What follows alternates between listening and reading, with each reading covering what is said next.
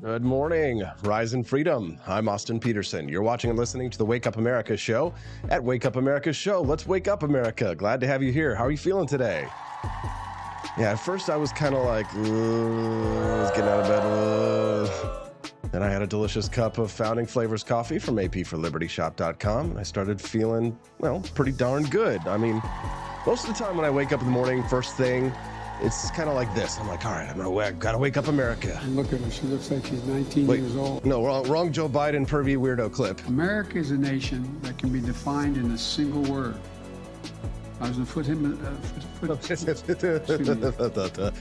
We've got a great show for you today. Let's go ahead and get her started. Bill Maher announces that he is going to restart his show despite the writers' strike. It is the first high-profile television show that will return to work despite the fact that the writers have not reached an agreement with the studios, and all of Hollywood and all of the left are attacking him this morning and saying he's a scab. You know what a scab is, right? No, not that little gross thing that you get on your arms or whenever you get a cut. A scab is what union people call someone who goes back to work despite the fact that there is a strike. And I'll explain to you why how Bill Maher rationalizes it, and whether or not I agree or disagree. We'll get to it in just a couple of minutes. A video that I saw yesterday made these libertarian hairs stand up on the back of my head. Vivek Ramaswamy says he wants to cut 1 million federal jobs. Oh my God. Can this guy get any more based? Listen, I see the criticisms. I know DeSantis supporters hate that he's getting so much attention and people are lavishing love. But I didn't see Ron DeSantis come out and say that he wanted to cut 1 million federal jobs. DeSantis people, every time I post something nice about Vivek Ramaswamy when he does something, God, I know, they're just freaking out. No, Michael Scott, no. Please, God, no. You got to step it up. And I'm seeing some polls that are saying that DeSantis may be surging in Iowa. I don't know. Everybody's competing for second place at this point. What I would like to see is Vivek Ramaswamy as vice president in the Trump administration. Talk about an upgrade, right? Well, not just an upgrade from Kamala Harris, but an upgrade from Mike Pence. Wouldn't you agree? I mean, honestly, I'm not so anti-Mike Pence as a lot of Trump people are. I know they were like, hang Mike Pence during January 6th, and obviously I don't take things that far. But, and I see Mike Pence writing some columns for Reason Magazine that make me go, oh, okay, well, he's got some good economic positions, but he's basically like Nikki Haley in every other way, right? Might as well just have Nikki Haley. But I like what Vivek Ramaswamy is saying, and he's actually quoting and citing from the Constitution and what gives the president the powers to do this and that. But he wants to fire 1 million feds. I'm just like, when I hear that kind of stuff, I'm just so excited. And so I got to play the clips. I have more clips today than I have 2 hours of show to do, because the Wake Up America shows every Monday through Friday, 7 a.m. to 9 a.m. Central Time. Only 2 hours of morning to rock and roll you with. And since we're going to be rocking and roll you today, why don't you show your appreciation? Click like on the channel. And if it's your first time here, which I know it will be for many of you, your very first time watching the show, and you enjoy the content and the guests that you see, do us a favor and click subscribe on that channel. Help us to spread the message of economic freedom and personal liberty, and you get something back for it. You get to get great content every Monday through Friday, 7 to 9 a.m. Central Time. So make sure that you set a calendar appointment to come back and join us. The Cantina crew, as they like to be called, over in the live chat, would love to make friends with you. So make sure you drop a comment after you've subscribed. Introduce yourself. We'd love to make acquaintances with you, and maybe even friends. Just last week was the actual 1 year anniversary of the Wake Up America show. We were very excited. We celebrated with a big Cantina Crew meetup about a month ago. We actually went on a canoe trip here in Missouri. Everybody got together and we had a wonderful time. Maybe next year you'll join us. So click subscribe and start the beginning of a long journey. Glad to have you here. I've got an awesome guest for you. Yesterday, she wrote an article in the Wall Street Journal. Her name is Erica Commissar. She's a psychoanalyst, and she wrote a piece that says that schools are hostile to boys. Hostile. Do you say hostile or do you say hostile? School is a hostile environment for boys, she says. Teaching methods are better suited for girls who've gotten better grades for a century. 100 years, girls have been outperforming boys in the school system that we set up here in the United States. Boys have been dramatically outperformed by girls in school. So we're going to talk about that with Erica Commissar this morning at 7:30. Talk about what she sees as possibly some of the solutions to this, possibly school choice, things like that. She'll be joining us live from New York City this morning, where it is an hour later than us here in Jefferson City. Looking forward to that one. If you have questions for Erica Commissar or for myself or any of the guests, we have a text line that you can use. It's 573 319 1586. Again, the text line is always open, night or day. I always check it sometimes in the afternoon when I'm writing the show. You can send us a text at 573 319 1586. Again, let me read it to you one more time. 573 319 1586 is the text line. We'd love to hear from you. I try and monitor the chat, but I can't always do so just because I'm concentrating on the show and running the entire thing. I do all of this all by myself, so I can't always see the scroll of the feed. So if you've got something that you think that perhaps we missed in terms of the daily news, texting the show is a great way for me to see it so I can focus on it and make sure that your voice is being heard, because I do want the Wake Up America show to be a nice forum, a place where you can have your voice heard, and you can do so by texting us at 573 319 1586. Highly recommend that you put that in your phone and just save it. That way, when you come back and join us another day, you can text us in and just say, hey, there's the AP number. I can let them know what I'm thinking. At 8 o'clock this morning, we got Camelia Peterson joining us. I'm excited to have her. She's a Tuesday and Thursday regular at 8 a.m. about Lauren Boebert's bipartisan love affair. Okay, so you probably saw this. I think I mentioned it yesterday that Lauren Boebert got kicked out of a showing of the musical Beetlejuice out in Colorado. And boy, she was dressed to the nines, man. She looked good. And at first, I was just kind of distracted by her looks, and I didn't pay attention to the fact of who she was walking out of the affair with. She got kicked out for like vaping in the theater, which is a no-no, but I've done it. Austin, don't do that. I shouldn't admit that, right? Bad. Don't do that in the theater. But also talking and recording, which is definitely a big no-no. Definitely do not do that as somebody who enjoys the stage.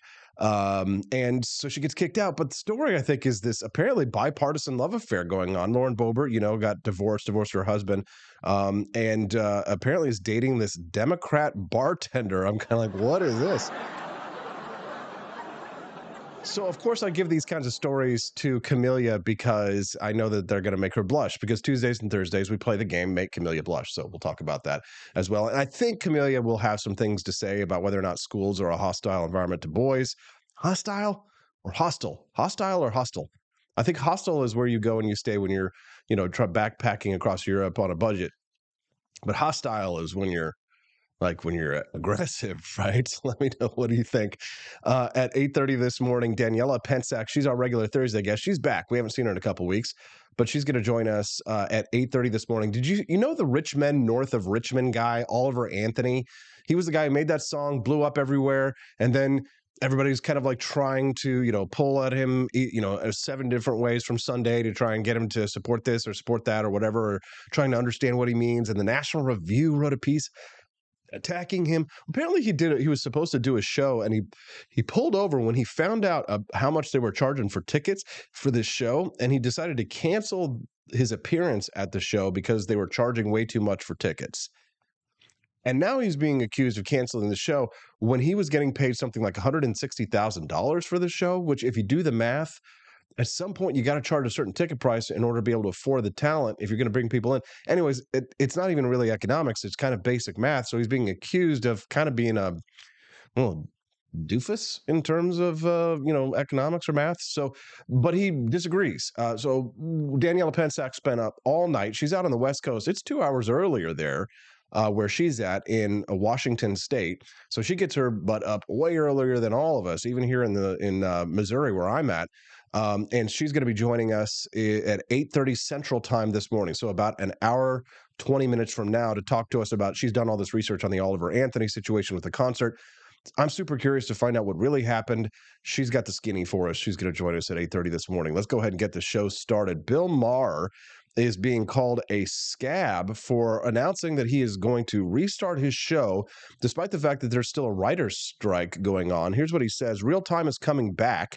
Unfortunately, sans writers, I say sans writers, but it's really sans, as we know, is French, right? Without, which means without, very left liberal of you to use French there, Bill. Songwriter or writing. It has been 5 months and it's time to bring people back to work. He says the writers have important issues that I sympathize with and I hope they're addressed to their satisfaction, but they are not the only people with issues, problems, and concerns. He says, despite some assistance from me, much of the staff is struggling mightily. We were all hoping this would come to an end after Labor Day, but that day has come and gone, and there still seems to be nothing happening. He says, I love my writers. I am one of them. That's a key point. He says, but I'm not prepared to lose an entire year and see so many below the line people suffer so much. Okay, so for those of you who aren't in the entertainment biz, what is he saying? Below the line are people who are paid like average wages, right? So if you're below the line, then you're not part of like the producers or the director or like the main talent. You're not getting paid the big bucks typically. So people who are below the line are typically they still make good money as like a second boy or a lighting assistant or a grip or what have you. But below the line just means like on the top line are all the real big expenses for a production, and then below the line are like the smaller expenses is what they call that, like on a spreadsheet. He says, I will honor the spirit of the strike by not doing a monologue, desk piece, new rules, or editorial, which I think are actually some of the best parts of the show. He says those are the written pieces that I'm so proud of on Real Time. And I'll say it up front to the audience, the show I will be doing without my writers will not be as good as our normal show. Full stop, doubt that. But the heart of the show is an off-the-cuff panel discussion that aims to cut through the BS and predictable partisanship, and that will continue. The show will not disappoint. So Bill is obviously getting, ripped apart for these comments because they're saying that he's a scab. And is he a scab? I don't know. I mean, it's a little tough. I do sympathize with the writers, being a writer and someone who also aspires to be a writer to a larger degree. I will say that the studios, when every time that the entertainment industry changes, that the studios find a new way to screw the talent. Absolutely. So now that streaming has become the multi-billion-dollar industry that it is now, remember, it wasn't always like that. Remember, there were videotapes and there would be royalties for like videotapes and videotape rentals and things like that back in the day. Well, now it's all streaming. And whenever they change the business model like that, the studios just suck up all the cash and they don't create new royalty agreements to start paying out all the talent and the writers for all the times that the show gets downloaded or streamed or what have you. They just keep all of the cash. So I sympathize with the writers. They want to go and they want to get what they deserve because nobody's renting videotapes anymore or having DVDs sent to them in the mail. So the business model has changed. However, on the other side of things, there is my, libertarian, right-leaning libertarian Republican view of this, which is that the Hollywood writers have turned into a woke nightmare, and they're pooping out the worst crap that we've ever seen Hollywood create. I mean, there's always the joke about like terrible crap movies that come out of Hollywood, but they're worse than ever. And I've got some connections in Hollywood, and I'm getting some back channeling of the studio heads are actually really tired, getting sick of their woke employees. Of course, it's mostly the younger people, the staff that are at these studios who are losing them money. For example, there's this new Amazon series out called The Wheel of Time, and if you're not like a science fiction or a fantasy nerd like me, you might not know. But I used to love reading the Wheel of Time books when I was growing up, and so Amazon took it over and decided to turn it into a series. And, you've got gay dragons and,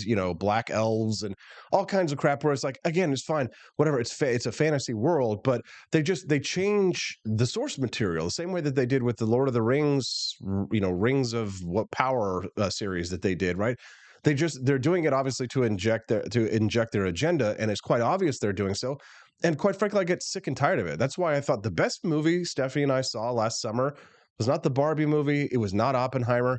I will argue go to my grave saying this, and I know I'm going to get some boos from people, but the best movie I saw last summer was the Super Mario Brothers movie, honestly, because it was just a fun movie. It wasn't woke.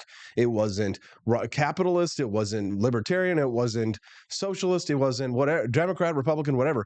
It was just a good movie. It was just an entertaining film. And frankly, that's why I go to the theaters, to be entertained. I would like to see something where I don't feel like I'm being hit over the head with it, right? So when I think about the writers, and I saw my buddy John Burke from the All American Savage show. He's a great guy. You should follow him. He also streams here on Rumble.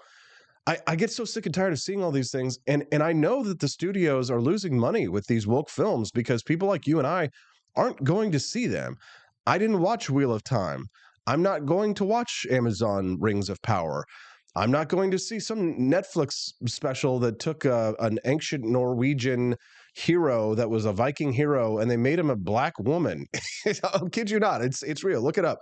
And so I'm just not going to watch it, right? Because I'm just tired of the agenda. It's what's the critical drinker on YouTube? I love watching his videos, but he calls it the message. Or let's see if I have a monster voice. The message. Something like that. Always with the message. So in that sense, I don't sympathize with the writers. And you know, a lot of the older studio executives are sick of them too. But you know what it is? It's like anything else. It's a lot like a lot of these corporations with their diversity, equity, and inclusion standards. They're just scared. They're just scared of the young people that work for them. It's kind of like, you know what? Actually, speaking of Bill Maher, here's a little interview where he talks about it, and it's pretty much the exact same thing that I'm saying right here. Take a listen to this. Me who's changed. It's the left. It's not me who's changed. It's the left, he says. Who is now made up of a small contingent who've gone mental and a large contingent who refuse to call them out for it. But I will. Okay, now here's what he says. Democratic politicians have changed their views, or do you think they're just afraid of their party's activists the way that a lot of Republicans are afraid of their party's activists, the MAGA folks? B, they're afraid, yes. They're just afraid. Yes, I think both sides. I think, again, there's 4 tribes, I think, in this country. I think there's old school liberals and old school conservatives, Republicans and Democrats, the kind of people who used to, I think that's the majority of the country. Okay, so and then he goes on a little bit of a tirade here, but you get my point. So just like the left, like Biden and others, the reason why Biden has gone so far left is because they're terrified of their base. The AOCs and people like that, even though she's becoming more establishment these days, they're terrified of their base. So it's the same with the studio executives. They're sick and tired of their writers destroying, their chances to make billions of dollars in the entertainment industry, making all this woke garbage and crap. Because from what I'm hearing, those are apparently the cheapest writers to hire in Hollywood are the woke writers, and they're the worst writers, right? And so, but they're scared of them because they think if they don't bow down to these young, I won't call them liberals, these young leftists, that woke leftists, then they're going to get pushed out. And the worst thing in Hollywood, of course, is to not be seen as cool or hip or whatever. So these studio executives are, rather than firing them and rather than firing them and getting new writers, right, they're just letting them strike because they're like, I don't like these people. These people are losing me money anyway, so it's kind of nice to be rid of them for quite some time. And I could totally understand it. But Bill Maher's show is really a talk show. It's kind of like this, right? I mean, I'm the writer, obviously, and I do write some parts of the Wake Up America show, but otherwise this is unscripted. This is a conversation, and it's also a dialogue. When Erica Commissar comes and joins me here in about 12 minutes or so from now, but this is not a scripted conversation. I've written some questions down, but I may or may not use them. So it does kind of get around any kind of rules when it comes to writers. So I think that it's legitimate for him to do this. What do you think? I'd love to hear your thoughts. Send us a text at 573-319-1586. That's 573-319-1586. We'd love to hear your thoughts of what's going on today. Vivek Ramaswamy says he wants to cut 1 million civilian employees from the federal government. Oh my God. He says more than a third of the non-military federal workplace. It's not enough, Vivek. More than a third. I want 2/3, GD. He says if he's elected president in 2024, he says that his targets would be the Department of Education. How dare you? The FBI. FBI, open up! The Bureau of Alcohol, Tobacco, and Firearms. The Nuclear Regulatory Commission. The IRS, and the Commerce Department. Oh my God, no, yes. God! No, God, please. Oh my God. I love it. And he gave this awesome hour-long speech yesterday. I highly recommend that you watch it, where he talked about his agenda. He went through the Constitution, exactly explaining where in the Constitution the President of the United States has the powers to make these kinds of decisions. I would love to see it. I would play it, but it's the video itself is a little bit low energy for the show, and we're trying to keep things high energy right now. But he did do a great interview on Fox and Friends. Let's play a little bit of his interview. I think this was actually just from maybe this morning or yesterday morning. Vivek Ramaswamy. Yeah. So here he is talking about his agenda. Let's take a look and a listen. This morning, let's start with Americans living paycheck to paycheck. 61%, in fact, report that they are living paycheck to paycheck. What is your plan for the economic recovery of America? So the clear economic problem in this country is that people have had stagnant wages while prices are up 16% since the time that Biden took office. Clear answer: unlock American energy, the supply of oil and gas, by drilling, fracking, burning coal, embracing nuclear. These are sensible policies that both address inflation and deliver economic growth. The next issue is that people at home really are seeing prices go up, but we're not seeing economic growth to pace up with it. The number one reason why is that businesses cannot find enough people to staff open positions. Stop using taxpayer money to pay people more to stay at home than to go to work. That's how we deliver economic growth. Combined with stabilizing the U.S. dollar and dismantling the regulatory state, that's the wet blanket on businesses across this country. That's how we will restore GDP growth in this country. Restore that GDP. Yes, we love to see it. This is a speech from his America First conference yesterday. What agencies are we actually going to shut down? Will Ron DeSantis please come out and say which federal agencies he wants to shut down in such stark terms, please, for the love of God? I mean, the final real myth here that I think we got to pay attention to is keep that microphone up there. That the administrative state, as we know it, the deep state, is somehow an impartial scientific management project that is able to take on what we the people can't be trusted with. Right. The idea is what he's talking about here and criticizing is the idea that these bureaucracies were created because Congress can't regulate themselves because they're not smart enough. They don't have the scientific knowledge to be able to regulate the nuclear industry, for example. That's why they create the Department of Nuclear Affairs or the United States Department of Agriculture, for example. So Vivek Ramaswamy is challenging the myth that he says we, through our elected representatives, aren't able to sort of manage our industries on our own. We need this bureaucracy, the deep state, to do it. This is what's actually at stake here. It is a skepticism of we the people and our ability to settle our differences on questions from climate change to racial injustice. See, the old world view was that the people can't be trusted. The people can't be trusted to sort out how to address existential climate change. If we leave it to the people, our planet's going to burn its way to pieces. We're going to have systemically inequitable results amongst different races. This is what's baked in. It is that old world monster rearing its head again that is fundamentally skeptical. I love it. It's good stuff. Let's give it up for Vivek Ramaswamy. Don't care if he wins or loses because at the end of the day, it looks like we're going to have Donald Trump as the nominee anyway. I mean, I know nobody has voted yet and things can change and there have always been upsets and maybe there is and maybe it will be DeSantis. But if it's Trump and if Donald Trump becomes president of the United States again, pulls a little Grover Cleveland on you, there's a little history lesson, pulls a Grover Cleveland and becomes president of the United States again, I want Vivek Ramaswamy in that administration. And I know people say, well, the vice president doesn't really do anything, but that's fine because if Donald Trump, God forbid, something bad happens to him while he's president and he has to either step down because he's too ill or he's too old or he passes away or what have you, then Vivek Ramaswamy, I want that person who's talking about getting rid of the administrative state, that person to be president of the United States. Or if not, at minimum, press secretary, even though they aren't the decision makers on that. I want to see him out front, out there making these arguments. I think he would be excellent against the combative press, because if a Republican becomes the president, obviously the press is going to go from lapdog to attack dog.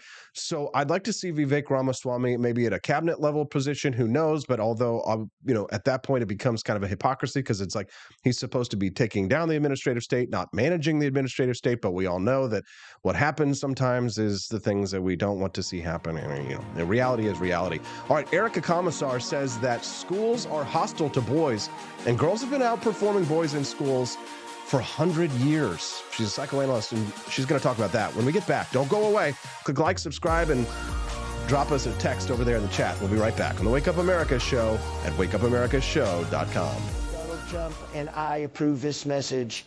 Believe me, Austin Peterson is the best. He's got the greatest Wake Up America show I've ever seen. Whenever I tune in the mornings and watch the live stream, let me tell you, he has got the absolute best content. I love his guests. It's just a total blast to watch, and I highly endorse and recommend the Wake Up America show. It's terrific, believe me. Hello, my name is Kelvin. Welcome to Frenchy Bush. This is my Didi's website. Now I've decided to speak to you with my real voice for the first time ever to tell you about how cool Frenchy Bush is. But I've decided that this is the perfect opportunity to share with you. Frenchy Bush is a good website. You should follow us on socials. If you like Frenchies or any kind of bulldogs, me and my new brother George are going to try to make your life more fun. Hello, I'm George. My neck isn't really thick yet, but it will be. We are so glad you're here. Please ignore my floating eyeball. It helps me spot predators who might be approaching from the sides. Didi made Frenchy bullshit to review things that he uses on me and my brother to tell you if it's good or bullshit. Take this collar, for example. Didi really likes it. Didi said it's really handy because us Frenchies got thick necks. Need something really tough. People think Frenchies are little, but if you look at us from below, you can see we are really pretty buff. Beefcake, yes. Look at my creamy thighs and chest. Yes, you like that? Big brother, please focus. Frenchy Bush. Please follow us for more great content and read the Frenchy Bush blog for more fun and cool stuff.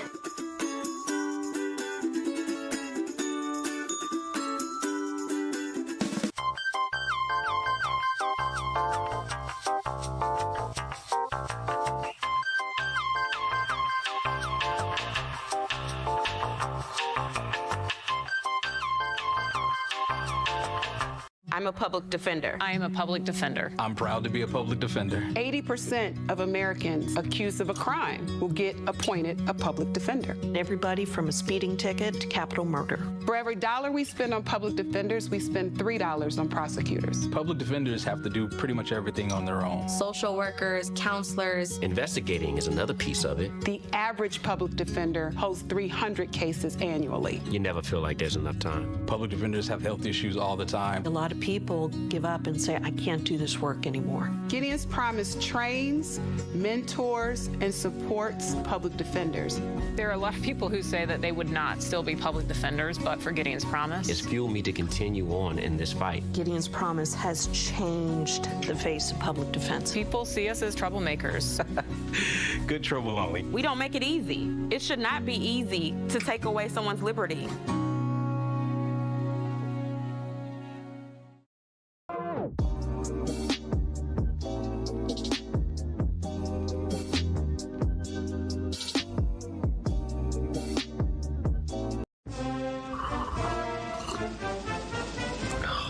Tired of spending your hard-earned money on woke corporations that don't share your pro-freedom values? Fed up with sipping liberal lattes and progressive cappuccinos? Introducing Founding Flavors from AP for Liberty Shop. Get your day started with Washington's Revolutionary Roast. As robust and principled as the man himself, this blend is the shot of energy heard round the world. Or maybe you want to taste the fervor of freedom with Adams's Patriotic Perk. It's as dynamic and balanced as the U.S. Constitution, sure to awaken your spirit of liberty. For the aficionados tomatoes, we've got the Jeffersonian Java, a complex mix of flavors that speaks volumes about your refined tastes. And don't forget Betsy's Liberty Lullaby, our decaf option, crafted with the same care and dedication Betsy Ross put into our Star-Spangled Banner. This blend lets you enjoy the taste of freedom anytime without losing sleep. No woke beans here, folks. Just pure, patriotic, pro-freedom flavors brewed with love for liberty. So why compromise your principles for a cup of coffee? Stand up for your values, perk up your patriotism, and start your day the American way. Get your founding flavors at apforlibertyshop.com.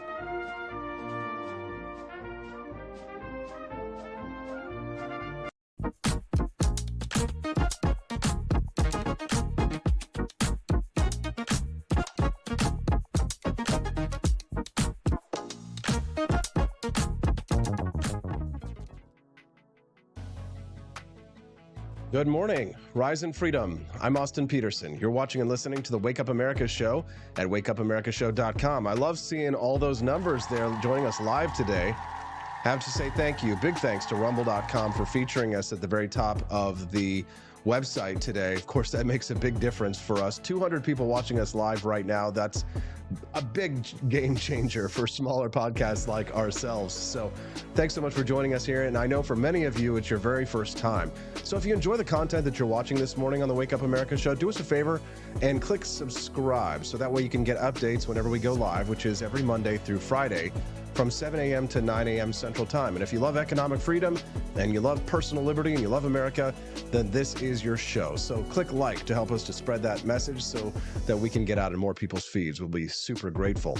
All right. Well, the big story today are our schools failing boys. One writer, Erica Commissar, thinks so. She wrote an article in the Wall Street Journal opinion section that says that school is not just failing boys, but it's actually hostile to boys.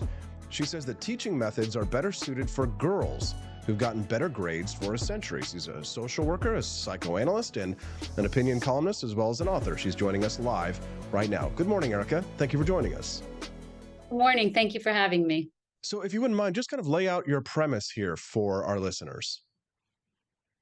Well, the concept is that the way that we teach all very young children is very sort of contained. It involves a lot of containment, which little girls can more easily do than little boys. Little boys just naturally are more energetic and have more testosterone. There's actually a great surge of testosterone between the ages of 3 and 6. And so it makes little boys highly active.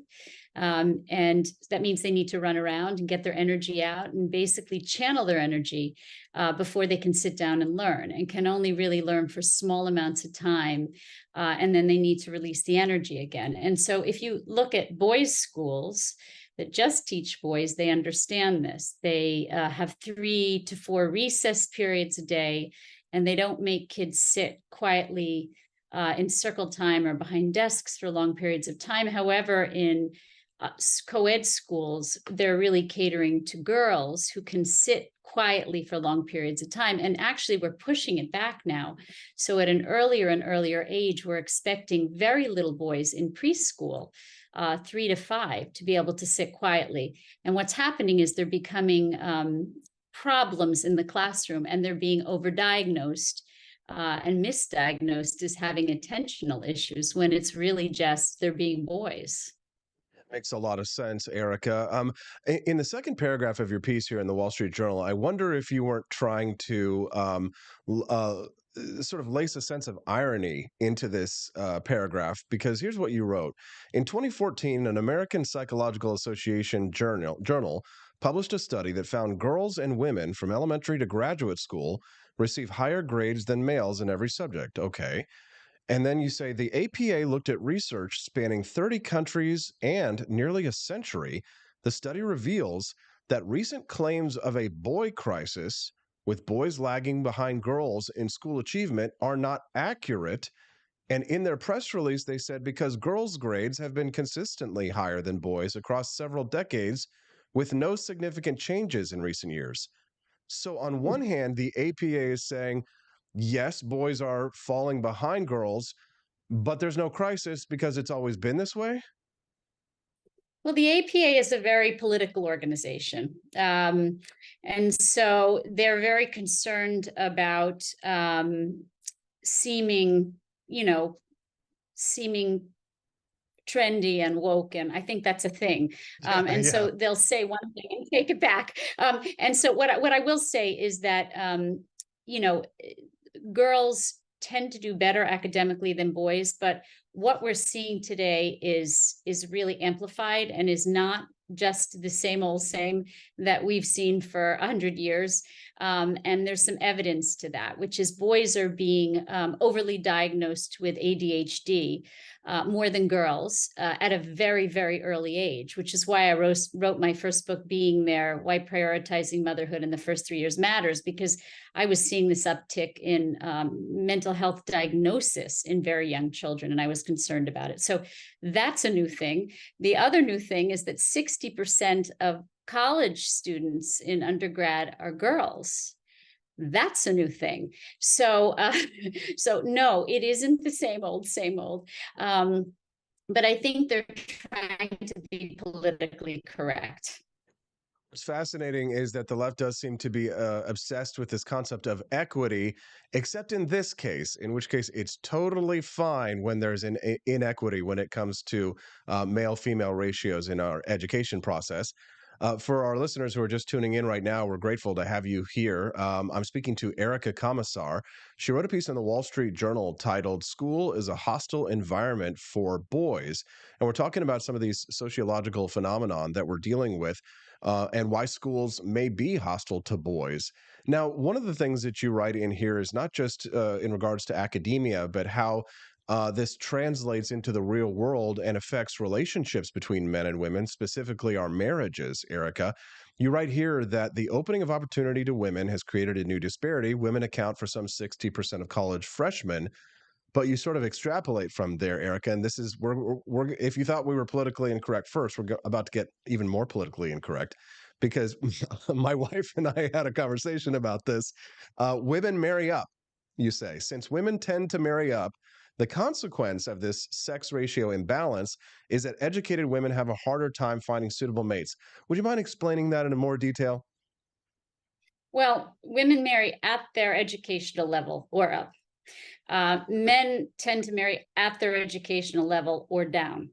And so to say that if we create this disparity between men and women in terms of education, we're actually creating greater societal problems in terms of marriage. And that's a huge number, 10% disparity, meaning, you know, in the past, we've always balanced our classrooms. So there was 50-50. And, you know, the idea that women should have as many opportunities as men, of course, they should. But you know, there's always been a balancing of the class room in terms of gender, in terms of geography, in terms of socioeconomic backgrounds. So the idea that we are, you know, I mean, what I would say is all of the efforts to create equity for women have been wonderful. And maybe that's what you were arguing with your wife about. It's been wonderful, but sometimes the pendulum swings too far, in which case then it's favoring women over men, and we don't want that either. Equity isn't more women in university than men. It's really 50-50. And so we want to bring it back to a place that is better for society. And the only way we're going to get there, because the truth is that they're looking at women and saying, you know, these women are more capable than the men. And that has to do with failing little boys at a very young age in early education.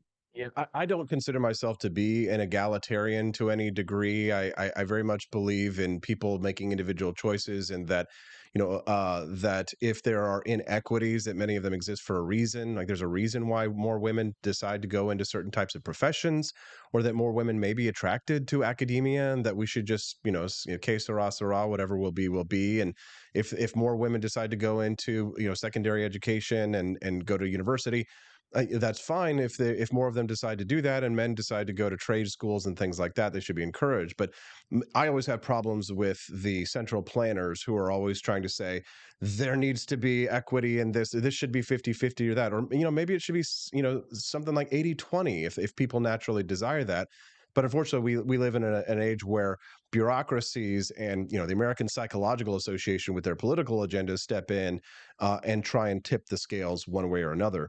But Erica, when you talk about women having a trouble because they want to marry up, again, politically incorrect question. If there were a younger woman who had a high education, for example, she's a PhD, so she's a doctor, and would you? And she wants to get married and have kids.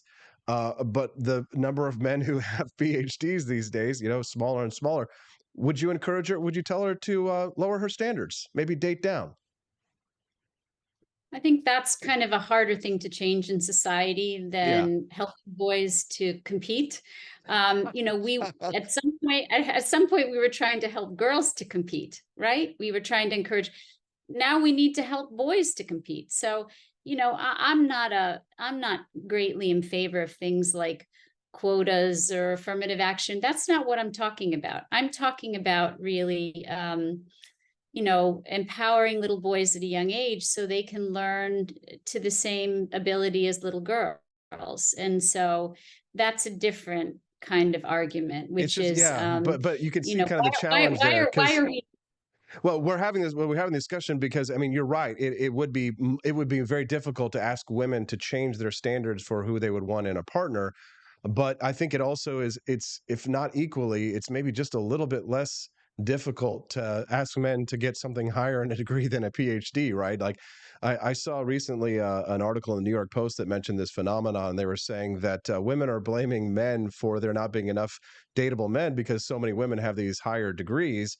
And so the pool of available men for women to date is getting smaller and smaller and smaller. So, the idea that we could ask men to step up their degrees or to get more involved in higher education, maybe it's not a good idea for men to do that. We need more construction workers and we need more, men involved in building houses and doing, things, not getting degrees in, no offense, underwater basket weaving or Harry Potter fan fiction, right? So there's a lot of the public education process and our secondary educations and universities that are spinning wheels to some extent. But I'd like to ask you about specifically the expectations on boys when it comes to kindergarten, in those years that you're talking about testosterone, for example, starting to really spike. And you say another consequence of feminizing boys, which is a very powerful statement, feminizing boys is low self-esteem. Can you talk to that? Well, I mean, when we're asking boys to behave like little girls, to be able to sit quietly, and not all little girls can sit quietly in circle time either, but it's harder for little boys because of their biological needs. If we're asking little boys to behave like little girls and they can't, and then they're being called out in the classroom and punished and shamed for it, and many of them being overdiagnosed with a disorder, which isn't really a disorder anyway. It's basically a response to stress. For many, there are a few people that really have an attentional deficit issue. But a lot of these little boys are being misdiagnosed and medicated so they can sit quietly in the classroom like little girls. So, and there are long-term repercussions for that. But one of those is the self-esteem issue, which is that they start to feel ashamed because they can't control their bodies when they're not meant to be in control of their bodies at that age. They're meant to get their energy out and then sit for short periods. So if I were going to create a classroom that is appropriate for little boys, I guess what I'm saying is I'm actually in favor of single gender environments in the early years, because there's an understanding that little boys and little girls actually learn differently. If I were going to say what's appropriate for little boys, it would be that they run around and get all of their energy out, or what we say, get their willies out, and then sit down and learn for short periods of time, and then get up and move their bodies again and sit down and learn for short periods of time. That's the way that they learn best. I had 2 boys and a girl. I have 3 children. They're grown now. But what I used to say to my boys, who are now young, adults, is when they were young, I said, study for short periods of time, then get up and do something else. move your body, walk around, play basketball, come back and sit down again. Don't try to sit for hours at a time and study, because it's not normal for you. And that helped them. And so I don't think we're giving boys in the classroom that message. We're catering to girls. I like that. If you're just tuning into the Wake Up America show, good morning. I'm your host, Austin Peterson. We're glad to have you here. Click like on that stream to help us to spread the message of economic freedom and personal liberty. That's what we're all about here. I'm joined now by Erica Commissar. She's a social worker and a psychoanalyst who is talking to us about her piece that she wrote in the Wall Street Journal that is titled, School is a Hostile Environment for Boys. Now, my wife is also a social worker, Erica, and she was very excited to see that you were going to be on the show here for us today. She has a master's degree and I have a BFA, so she married down, thankfully. She, as a social worker, she said that she was very curious when she was reading some of your pieces about how artificial intelligence will impact mental health. Would you like to speak to that? Yeah. So there are technologies now that are trying to replace therapists, essentially. That's oversimplifying it a little bit. But they're both functioning as companions. So they're meant to be companion bots and or mental health bots. And this is problematic because there's many professions that may be able to be replaced by AI, but being a therapist is not one. And the reason being, well, said to the companion bot, I'm oversimplifying, right? But it something to the extent that he was feeling like life wasn't worth living, and he was depressed about many things, and he feels like life wasn't worth living. And the bot said, "You're right. It's not worth. You should go." And essentially, and he took his life, and he was a man with children. And so if you have a neurotic, sort of not mostly healthy person, and their bot says that, they'll go, "Oh my God, that's ridiculous." But you have a fragile, emotionally fragile, mentally ill person who's on these technologies, and they get attached, and they're going to believe what the bot says. And so basically, I'm against using AI in this way because it's very, very dangerous. And again, there's many good uses for AI in the world. It's not that I'm against AI, but I am not in favor of AI for this purpose. Wow, that's shocking. I hadn't heard that story, Erica. We're glad that you could share with us. Erica, is there anything else that you would like to share with our listeners today, or perhaps plug where people can follow you online, read your book? Well, you can follow me at www.commissar, KOMISAR.com. And if you're interested in the kinds of things I write for the Wall Street Journal, and I'm a contributing editor at the Institute for Family Studies, but I have two wonderful books about development. One is on the 0 to 3 period of development, which is called Being There. And the other is called Chicken Little, The Sky Isn't Falling, Raising Resilient Adolescents in the New Age of Anxiety, which you can get online. But basically, I think we have to be aware of what's happening to children and adolescents today, because there's a lot of things that are really putting our children at risk, which is why there's this huge uptick in mental illness in children and adolescents. We have to be aware of what's happening. Erica Commissar, excellent piece in the Wall Street Journal. We're very interested to read more about your work, and we look forward to possibly having you back again on the future next time you write one. Thank you very much for your time today. Thank you for having me. Thank you. Have a wonderful day.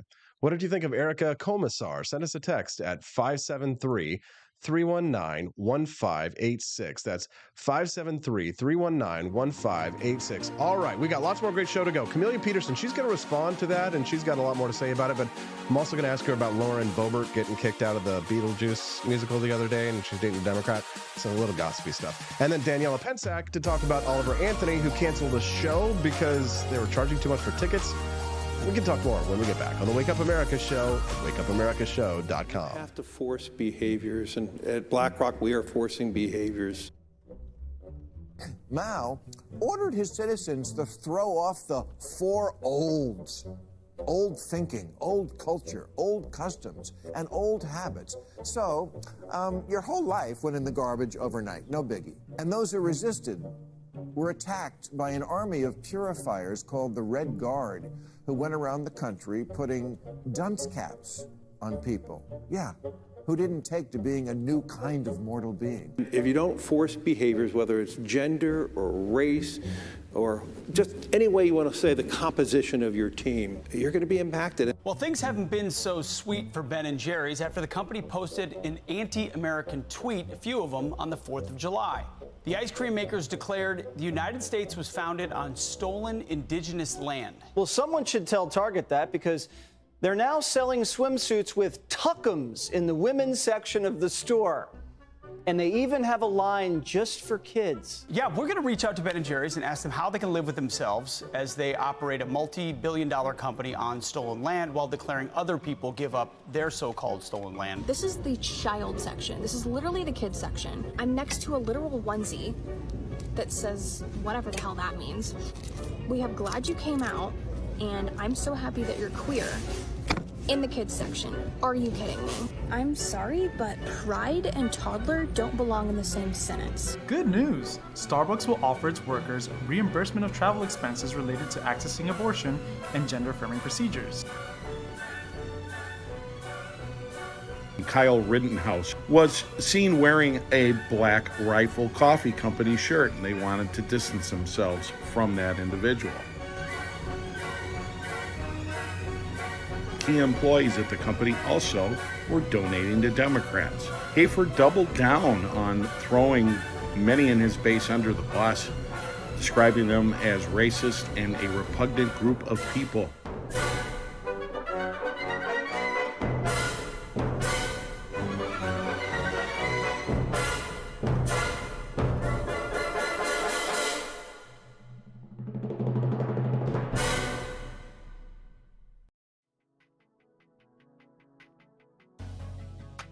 Good morning, Rise and Freedom. I'm Austin Peterson. You're watching and listening to the Wake Up America Show at wakeupAmericaShow.com. Thank you so much to Rumble.com for featuring us on the front page today, front and center, feeling fine.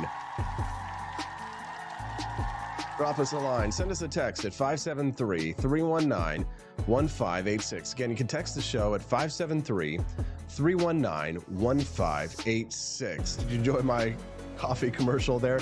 My wife Stephanie and I, we run this small business together, and one of the ways that we monetize our show is that we have a coffee brand. And I'm kind of a coffee snob. I like, premium coffee, but I don't like Starbucks. Not just because I don't like their flavor, but I don't like the fact that they take my money and they use it to pay for their employees to go and get abortions. Boo, they say, boo. But also, I don't drink Black Rifle coffee because when they had the opportunity to support Kyle Rittenhouse, instead they decided to throw him under the bus. Thank you, yes. So why are you sending money? Every time you drink a cup of coffee from a woke corporation that hates you, they take your money and they use it to fight against your values. If we want to change the country, we have to vote with our dollars because, well, hell, don't you know that a lot of times our vote doesn't even really count anyway? But one vote that absolutely does count is with your dollars. When you support the Wake Up America show and you buy a bag of Founding Flavors coffee, you're supporting the values that you believe in, that we share. Economic freedom, personal liberty, pro-American values. That's what I stand for. That's why I chose to make my coffee based around the Founding Fathers. It's Founding Flavors Coffee, and you can only get it exclusively at the ap4libertyshop.com website. Today I'm drinking my favorite, Thomas's Painkiller, and I probably need to ease up because I've been drinking it every day, so I want to run out. But it's the best one in my opinion, at least the best flavor, although I do really love Jeffersonian Java as well. That's the light roast, which has like the max caffeine. But the Painkiller, I think the reason why it's so unique and delicious is because it's this Colombian single origin roast. It's so freaking good. Drinking it right now. 100% roasted coffee. You can get it ground or you can get it whole bean. We do the whole bean thing. We really like it. When you get it, you'll see that Thomas Paine is actually in a brown bag. And I did that just because it's special. Thomas Paine is my favorite founding father. He's an unofficial founding father. But Thomas Paine is my favorite, so I gave him a brown bag to make it special and unique, and I put Thomas Paine on it because it was at least the one that I think is the most delicious. But if you like light roast, Jeffersonian Java, amazing. If you're more of an Italian dark roast type of guy, Adams's Patriotic Perk as well. If you buy more than one bag, use the bundles page. And I know it can be a little bit confusing because it's like, how can I check out? Well, you have to make sure that you select underneath each variety whether or not you want ground or you want whole bean, because there's two different varieties. Sometimes I think people get a little confused by the website. So go check it out right now. Go put a bag or two in your cart and see what the price is. Remember, that's delivered to your door. If you're a premium coffee drinker, we are a little bit cheaper than other brands. It's a little deceiving because you go to other brands' website and you see, oh, it's less than yours, Austin. But then when you go through the shipping, their shipping and taxes, theirs is actually a little bit more than ours. So the price you see is the price you get delivered. And you can even get it for cheaper if you buy more than one bag and use the bundles page at ap4libertyshop.com. That's AP, the number 4, ap4libertyshop.com. We appreciate y'all very much. If you're watching us over on Rumble today, like 169 nice people are today. Do us a favor, click that like button on the stream so that we can get out in more people's feeds. 170. Oh, no. And of course, subscribe to the channel if you enjoy the content that you're watching us right now. Again, grateful to Rumble to feature us very front, top, and center of the website. That is very, very kind of them to do so. And let's see, they got a lot of people and great shows to feature. Camelia Peterson is going to join us here at 8 a.m. to talk about Lauren Boebert's bipartisan love affair. Did you see this picture, video? I don't know. Yeah, there's like a little video that shows her getting kicked out of the theater where she went and saw Beetlejuice, the musical. And a lot of people were talking about how it was so disrespectful, which it certainly was.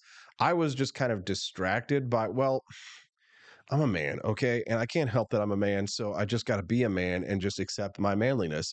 So this tweet shows this video of Lauren Boebert getting kicked out of the theater. Oh, I had it right the first time. There we go. Lauren Boebert getting kicked out of the theater there. And they, people doing the screen grabs of this one. Okay, so here she is. She's getting kicked out of the theater, and she's standing here with someone. So here's the person she's getting kicked out with. I think this is another person who's there at the theater for Beetlejuice.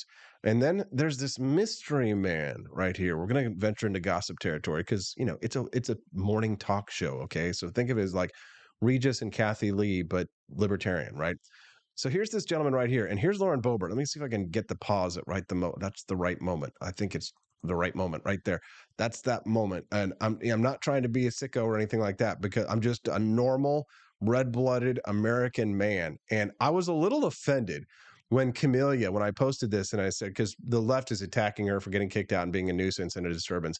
Keep in mind that her victory in her last election was very tight, very close. So she does need to be on her best behavior. But Camelia was like, fake. And I'm like, Camelia, you are just so jealous. Totes jelly. She's on the road right now this morning. Hopefully her connection will be strong and I will be able to turn her redder than raspberries, redder than a strawberry, as we talk about her Lauren Boebert's bipartisan love affair. And of course, she wants to comment on Erica Commissar's interview. When we get back on the Wake Up America show at wakeupAmericaShow.com. Don't go away. Want an engaging website to boost your business? You're just a click away from 5-star Fiverr talent. Hundreds of freelancer skills like web design. Head to Fiverr.com today and get something started. American conservatism is distinct, like America is distinct from the United Kingdom. American conservatism's roots comes out of the Wild West, out of pioneerism. The difference between American conservatives and European conservatives is that Americans are cowboys. We are that God, guns, gold, and girls. It's wild here. And we should stay that way. We shouldn't allow a European version of conservatism to come and infect us here. We like it wide open spaces here, deep in the heart of Texas and all that.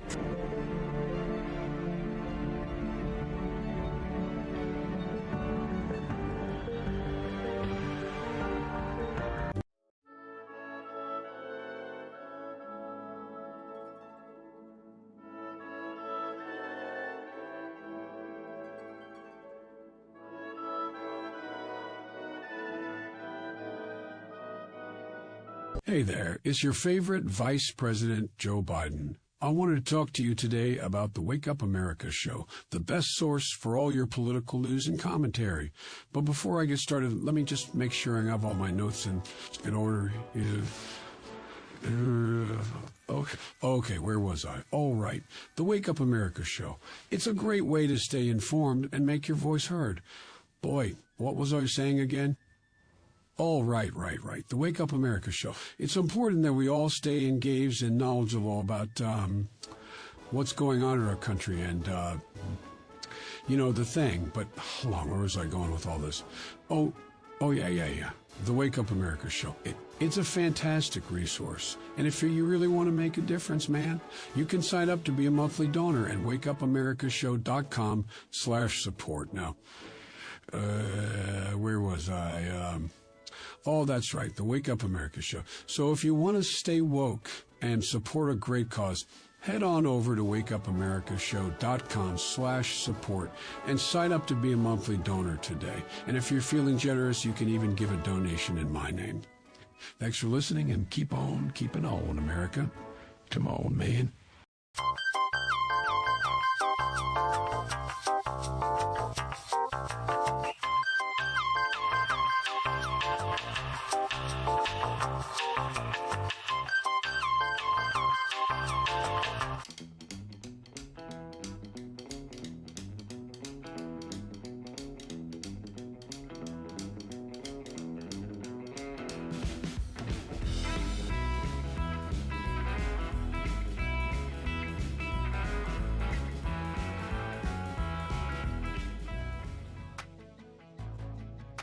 Good morning, Rise and Freedom. I'm Austin Peterson. You're watching and listening to the Wake Up America show at wakeupamerica.show.com. I hope you've been enjoying the show so far. Make sure that you click like so that we can spread the message of economic freedom and personal liberty.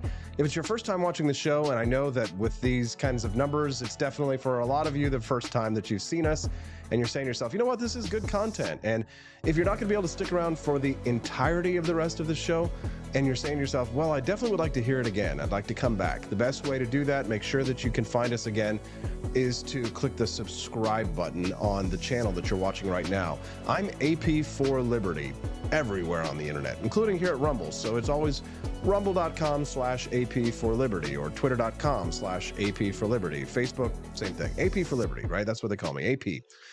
And that way you can find us again. But easiest way to do it, just click subscribe. So that way tomorrow morning you can come back and join us for Freedom Family Friday when my smoking hot, redheaded libertarian wife will be joining us. Every Friday she joins us for what we call Freedom Family Friday. Because, I'm into smoking hot, redheaded libertarian babes. And sometimes even some smoking hot, brunette conservative babes like Lauren Boebert. And she gets kicked out of the theater, which on one hand really upsets and irks me because I'm like, hey, as a theater person, you should not be vaping or talking or singing along in the theater or making a disturbance. And so rightfully she was kicked out.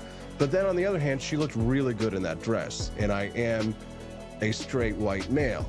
But then on the other hand, when she got kicked out, they're saying that the guy that she was with, that she's dating now after she left her husband, is a Democrat. So I don't know what to believe, but the boobs are a very strong argument. Joining us right now is someone who thinks that they're fake and wants to make an argument, and this whole conversation is going to be about her boobs. Joining us now, Camelia Peterson, who is live streaming while she's on the road. What's up, CJ? Good morning. I am Iowa bound, so hopefully, fingers crossed, signal stays good. But yes, Camelia, are you totes jelly of Lauren Boebert's fantastic plastic surgery job? No, I'm not. Like, I don't care, what people want to do. I'm actually relatively impressed that she looks that good, and she's a grandma. Did you know that? What? She has 4 kids and she has a grandchild. She's a grandma, like Grandma Boebert. Maybe it's just because I'm getting older or something like that, but she looks pretty damn good for a grandma. But the reason why I'm saying that is because even the Democrats were attacking her for being classless and getting kicked out of the theater for doing things that we all know you should never do in the theater. And apparently she's like, do you know who I am? Which in some, they probably should know who she is if she's representing their district, so, not a bad question to ask. You're shaking your head. But the reason why I'm asking you about the boobs, Camelia, is because I didn't even say boobs. I said she looked good, though. And you immediately responded on Twitter, fake, fake, fake, fake, fake, fake, fake. So what's your beef with the boobs? I have no beef with him, but we all Lies, know that lies. we all know that's how why everyone was responding the way they were. So, I mean, come on. So, well, sure, but I mean, again, we're all listen. Obviously, you're not into chicks, right? So, like, you can't understand the male viewpoint here. Some guy, It's true. right, right. So, just allow us to enjoy God's creation. Even if they were artificial, created in the image of God, created ourselves to look even more in the image of God, and I guess God has a wonderful pair of boobies. Okay, so God's commitment now, right? All right, so we're done playing the game Make Camellia Blush. I think we've gotten the job done. All righty, CJ. Who's this guy that she's there seen with? A little bipartisan love affair? Yeah, I don't know. I guess he's like a Democratic bar owner or something, which, it's not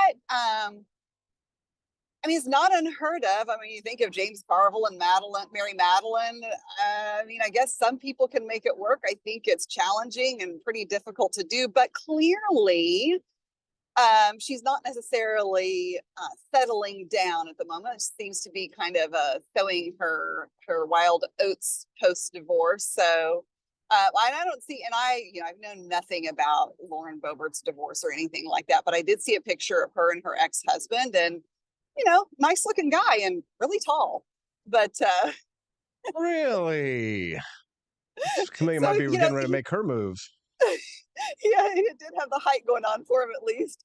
But no, I don't know. Who knows? I think they shared similar backgrounds. She used to own a bar and a grill at one time. So, they have some commonalities there, and they were living it up at the theater. And I'm just saying, like, they were so right to kick her out, because do you know how much money you have to pay for those seats? And I'm sure that she had good seats. Yeah. So I bought Felicity tickets for her and Anna Rosa and I to go see Beetlejuice in St. Louis next month. And, we don't have nosebleed seats, but we don't have the best seats, kind of middle of the road seats. And I still, like, if I paid as much money as I did for those seats, and I had somebody sitting anywhere near me who was singing along, I would be raising Cain, because I'm not there to hear you sing.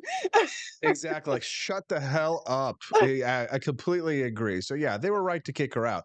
But here's the thing. Lauren Boebert, she's in trouble, right? She won her last election by something like 500 votes. I was reading a Politico piece on her this morning that was talking about the fact that her rhetoric and behavior locally in the district has changed quite a bit versus the antics that she sort of engaged in. Remember during the State of the Union when her and Marjorie Taylor Greene were standing up and shouting at Joe Biden, calling him a liar and all this stuff. Because the belief is that she's got to start to moderate herself in order for her to maintain her seat. So this kind of behavior is not helping her. No, it's really interesting. It kind of used to be her and MTG, like two peas in a pod all the time. And I think there's been a bit of a split there, because they got into an argument here not too long ago. And one of them, I can't remember, probably MTG called Lauren Boebert a B. But anyway, so there's a little bit of a rift there. But, Lauren Boebert is kind of known for this behavior all along. Remember back when the whole Ilhan Omar incident, and she supposedly called her something, said she called her something when they were in the elevator together, and she was in this room, dressed in typical Boebert fashion, and totally made the whole thing up. You could tell she was lying about it. She did not say that to Ilhan Omar's face. Like, it never happened. And in fact, other people who had knowledge of it denied it. So she just, I'm not sure how these people get elected. And I'd say she has a very good chance of losing this time. Man, that's going to be interesting. If you're just tuning into the Wake Up America show, good morning. I'm your host, Austin Peterson. We're glad to have you here. And don't forget to click like and subscribe to the channel. I'm speaking to Camellia Peterson. She's a regular guest on the Wake Up America show and a big supporter as well. So click like and subscribe to the channel if you're enjoying the content that you hear from her. She comes and joins us every Tuesday and Thursday at 8 a.m. Central Time. So if you like her commentary, make sure that you come back and join when she's on. And she's so dedicated to the show that even though she's on the road right now, she's not actually driving, but someone else is driving in the car. So she's actually moving down the road in a moving vehicle as she's doing the interview with us this morning. So Yeah, I wouldn't be doing this if I were driving in Missouri now, because yeah. that's illegal now. Yeah. Oh, yeah, that's illegal. Yes. And Well, it's illegal texting while driving, but not more. Oh no, everything. Like you can't even in Missouri now, you can't even hold your phone in your lap while you're driving now. So yes, yeah. Statism. I hate it. Next they're gonna ban every freedom we have here in Missouri. But make sure that you click like and subscribe to the channel to help us to grow. CJ, you were really interested in the conversation I was having with Erica Komisar this morning, talking about how schools are hostile to boys. First question, is it hostile or hostile? I've heard it both ways. I was trying to think when you said that how I say it, and I think I normally tend to say it hostile. But a lot of people say hostile too. I think it might, for me, it depends on the mood and the context and how I want to emphasize it or not. Right. If you're feeling fancy, right, it's like hostile. Right. Like, So hostile has a little more punch. Yeah, I agree.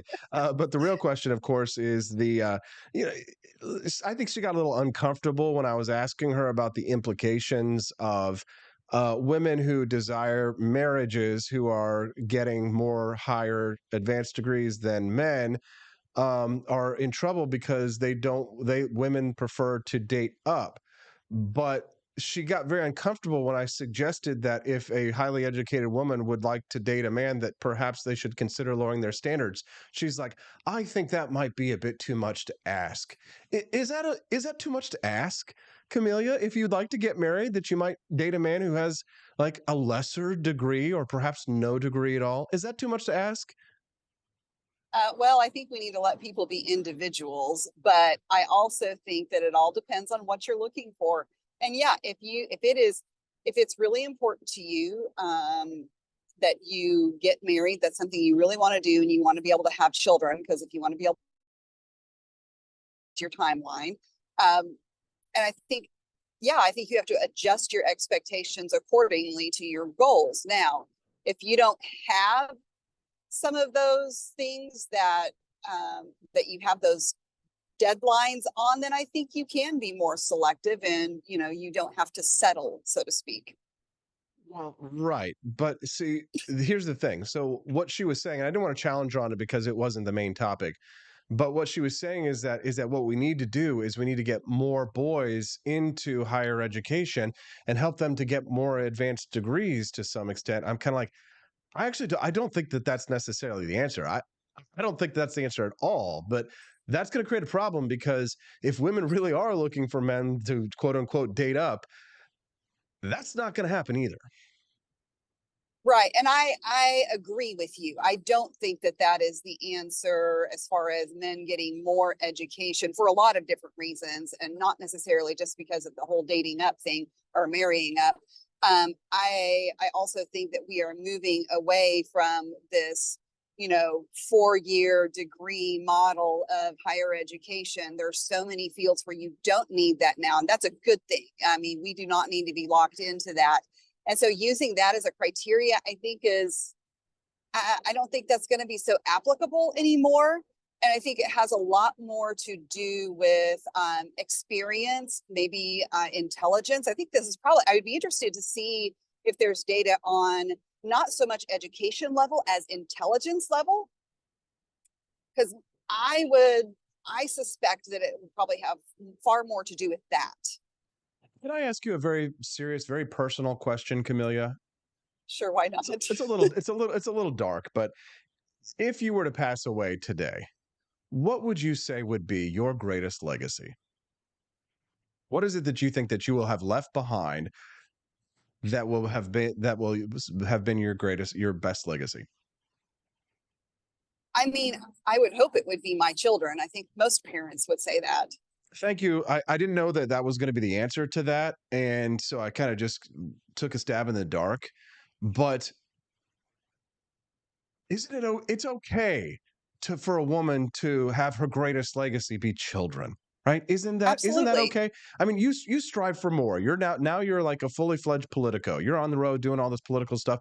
Maybe you'll create a legacy that would be greater than your daughter's, right? And maybe that's an unkind thing to say, but some people, their greatest legacy is what they accomplish in their career and their lives. But I don't think so. Like I'm starting to think more and more as I get older and older that perhaps the greatest legacy that many women, not all women, and everybody's an individual, could leave are our children. I mean, and is there anything greater than throughout history, all of the children that women have had, than even the most commanding heights? The Empire State Building can't hold a candle to the great legacy of childbearing that women have.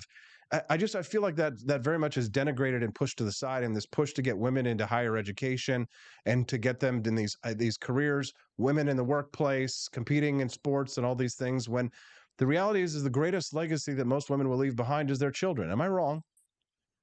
You're not wrong. I mean, where would we all be if not for our mothers, right?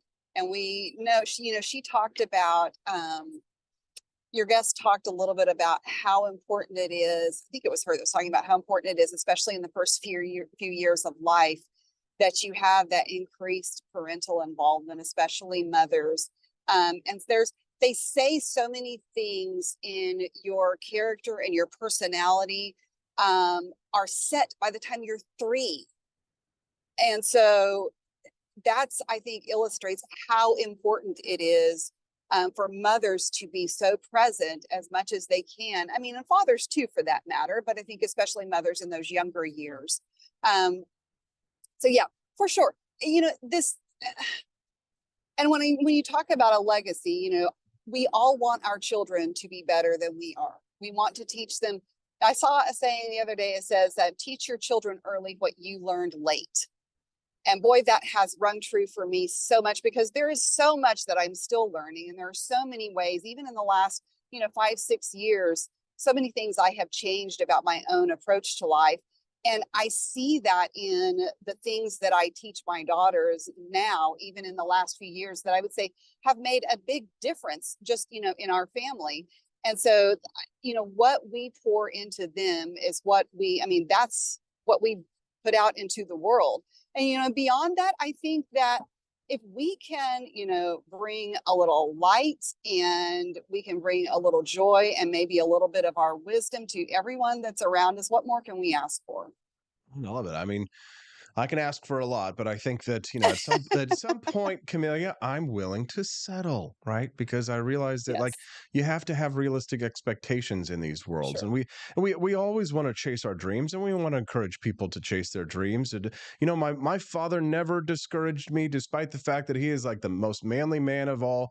And I'm sure that, he was so proud when I got accepted into Baylor University, and I was dead set I was going to go to Texas and do pre-law and all this stuff. And then one day I told him, I was like, Dad, I don't want to go to Texas and I don't want to be a lawyer. I just want to go to musical theater school. And I want to work in the media and the arts and the stage and television and stuff like that. And you know what? Probably a lot of dads would probably like look at that and be on their inside, their heart would drop and they'd probably get mad and they'd scream. My father actually wrote a letter because I wasn't initially accepted into Baylor. My father actually wrote a character letter, unbeknownst to me, to Baylor, and said, compared me to a Civil War general, and said, Austin is very much has all of these qualities and traits. That letter still exists somewhere. He's like, I've never known a young man who is so persistent and so dedicated and intelligent and outside the box.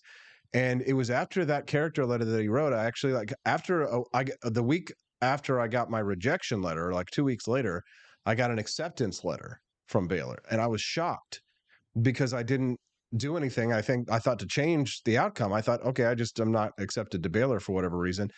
But it was because of that letter that my dad had written. And so, I think, go ahead. I think Yeah. that speaks to, people who are in education, and I can see where that would change their minds, because, it is an indicator. If you have a parent who is that heavily invested and backing their child and believes in them in that way, that student is going to be far more likely to be successful in what they're doing. So I can absolutely see why that would make a difference. Yeah. I wasn't expecting to tell that story today, but think people really appreciate that. All right.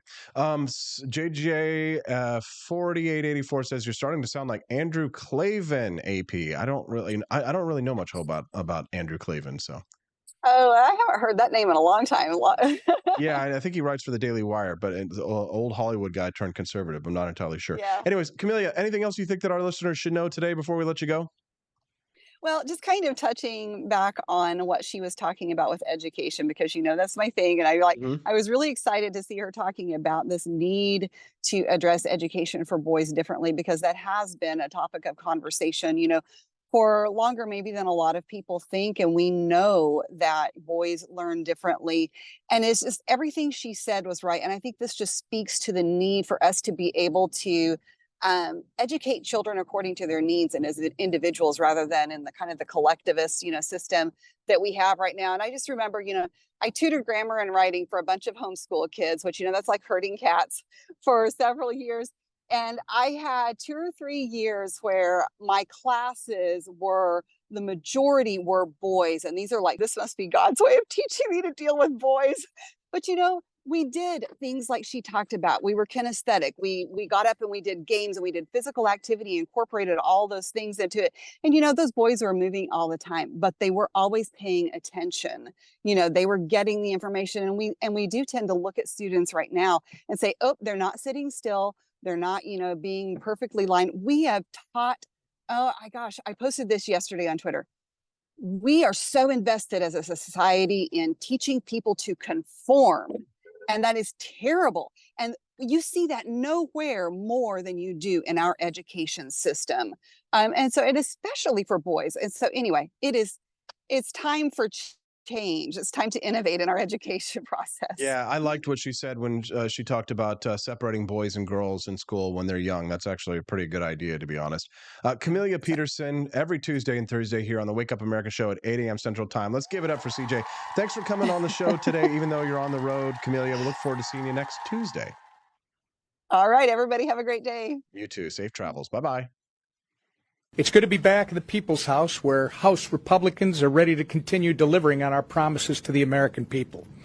One important aspect of this lawless administrative state. That's why I reintroduced a bill yesterday called the Central Bank Digital Currency Anti-Surveillance State Act, which puts a check on unelected bureaucrats and ensures that the United States digital currency policy upholds our values of privacy, individual sovereignty, and free market competitiveness. Recent actions from the Biden administration have made it clear that they are not only itching to create a digital dollar, but they're willing to trade Americans' right to financial privacy for a surveillance-style CBDC. This bill ensures the future of crypto is in the hands of the American people, not the administrative state, by prohibiting the Federal Reserve from creating a tool with unfettered insight into Americans' financial data. If not open, permissionless, and private, like cash, a CBDC is nothing more than a CCP-style surveillance tool that can be weaponized to oppress the American way of life. We're not going to let that happen. Not on House Republicans' watch. And I want to thank the Financial Services Committee for considering our bill this month, and we're going to continue working to ensure that the digital economy is designed. What did you think of that? Good morning. Good morning. Welcome to the Wake Up America show. If you're just tuning in, I'm your host, Austin Peterson. Click like and subscribe to the channel that you're watching on right now if you like that kind of content. What you just heard, I bet you liked that. That was Representative Tom Emmer introducing a bill to ban the Federal Reserve from creating a AP-style surveillance tool that can be weaponized to oppress the American way of life. God bless Representative Tom Emmer seeking to ban the Fed from creating a central bank digital currency. I love it. I think he said it the best right there. So what do you think? Should we ban the Federal Reserve from creating a central bank digital currency? I'm totally in favor of it, but I'm open to people whose opinions might disagree with my own.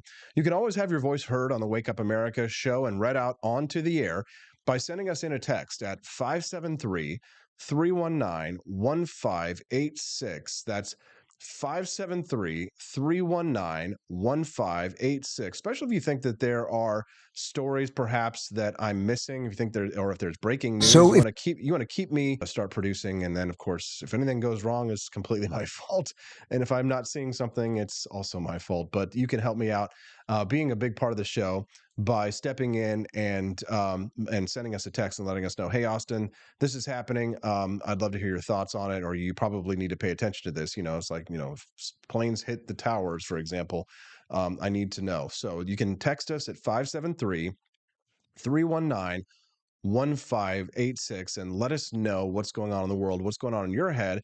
And I do appreciate one of our listeners is asking me questions about general guidance for how to get into politics and, being political and making money, not necessarily to make money, but for upkeep.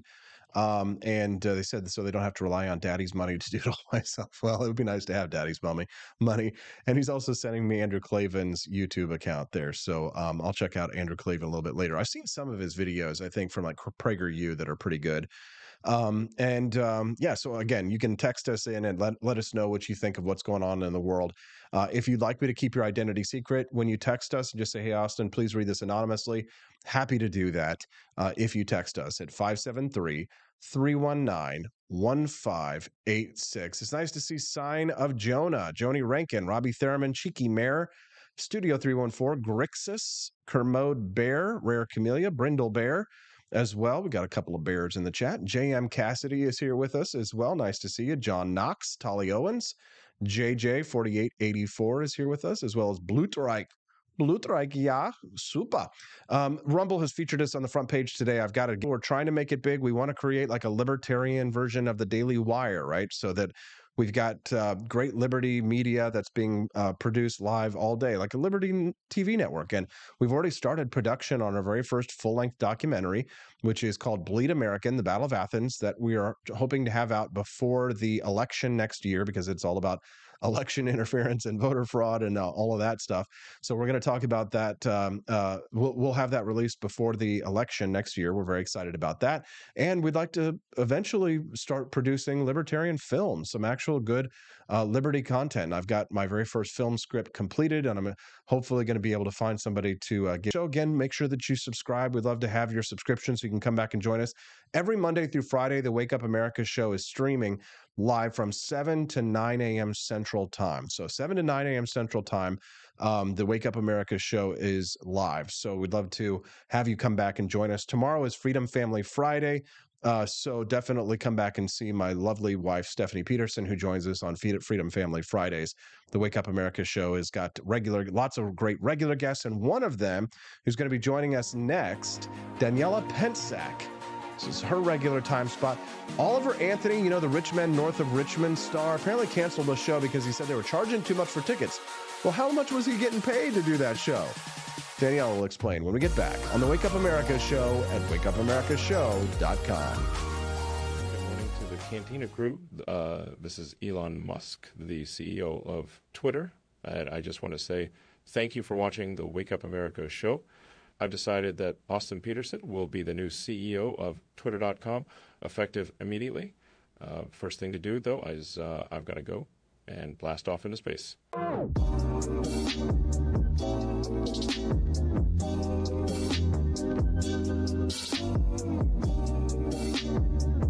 Passion than I had, then I would go and I would fight this battle for us. I've fought for the principles that we all share. Parties tend to be secondary to me. We're here because we believe in the principles of liberty. I am not a perfect messenger, but I think I'm a damn good one. This is a replica of our first president's flintlock pistol. You have my full support, my respect, and my gun.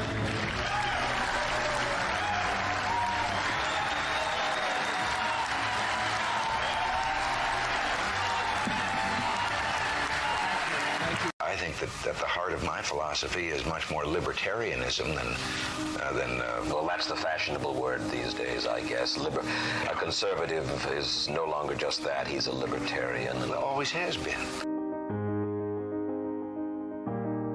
They're humanitarian goals. They say we're always against things. We're never for anything.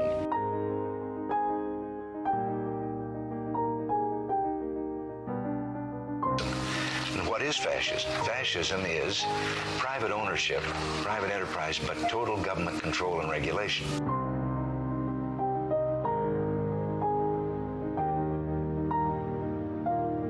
Well, the trouble with our liberal friends is not that they're ignorant. It's just that they know so much that isn't so.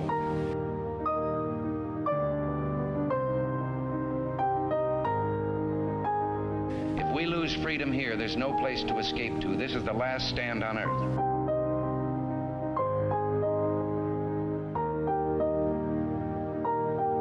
This is the issue of this election. Whether we believe in our capacity for self-government or whether we abandon the American Revolution and confess that a little intellectual elite in a far distant capital can plan our lives for us better than we can plan them ourselves.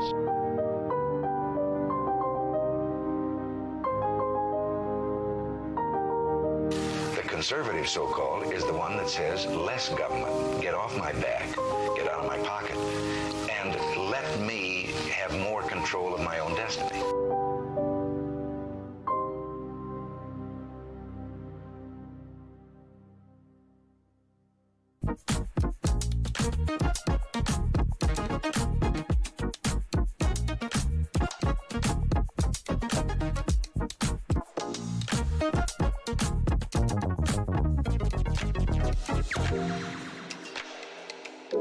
Would happen if I had to pick up the phone, call 911 for one of my family members or one of my neighbors? What would I do if no one was on the other end to respond? What if there was no 911? So you can be a part of the solution. Good morning, Rise and Freedom. I'm Austin Peterson. You're watching and listening to the Wake Up America show at wakeupAmericashow.com. We're glad to have you here.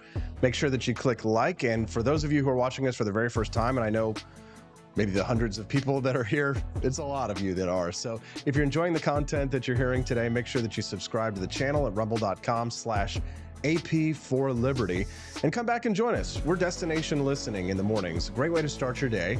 Get you updated on what's going on in the world, a little bit of news, a little bit of gossip, politics, and fun. We talk about all kinds of things here. And we've got great guests. Not only we have like one-off guests like Erica Komisar, who came on earlier to talk about her opinion piece in the Wall Street Journal, but we've also got great regular guests. Like maybe you just saw Camelia Peterson, and she joins us every Tuesday and Thursday.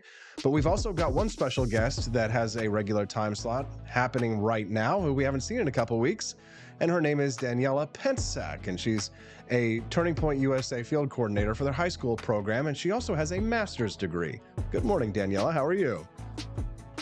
Good morning, Austin. Thank you for having me. It's really good to be here, and it was quite an interesting show so far.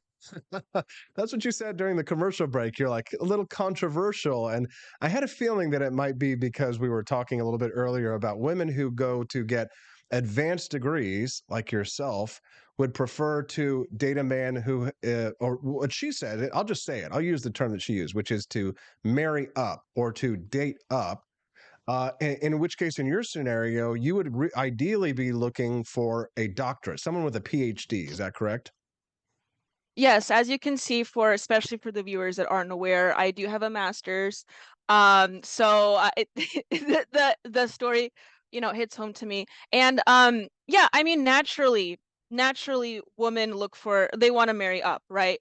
But I like to look at the other side of it. It's like if a man wants a woman that bears children, he should probably expect that, because at the end of the day, if that's the natural order of things, if that's what men want, which is completely natural, he should probably expect those expectations and those obligations that he has to fulfill for a woman.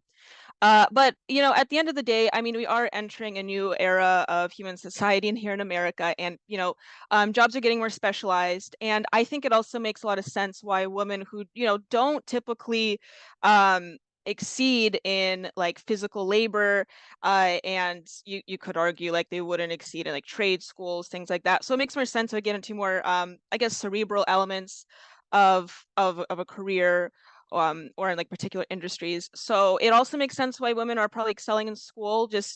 And as your guest had mentioned, schools, especially for younger kids, are more tailored to that. Unfortunately, I think schools need to be more tailored based on individual needs, but that's besides the point. but it makes more sense why girls would exceed, because that's just also how schools are built, for a more, I guess you could say, oh, I don't know, a more quieter approach to education with less activity. So that's just the natural outcome as well. I asked Erica a question, and she kind of bristled at it a little bit. And I wonder how you would react if I asked you, the same question, just in a little different way, because she seemed to think that one of the ways to fix this problem of women who desire to date up, and men, of course, don't care. We would marry a waitress, right? That's not a thing for us. um, is that she seems to think that we need to change all of academia so that it's less hostile to boys. And so that, in that scenario, men are then working their way up. So then they are outpacing women to an extent. That way a woman can date up. Do you think it would be easier to change all of academia so that it's less hostile to boys and that boys can get even higher degrees, or for us to just tell women that if you actually want to get married and have kids, maybe you need to change your standards, aka lower them?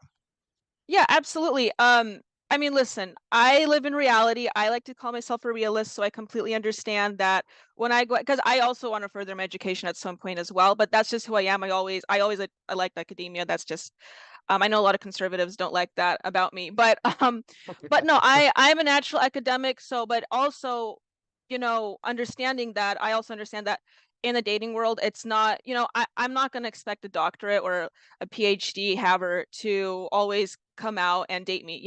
That's just not.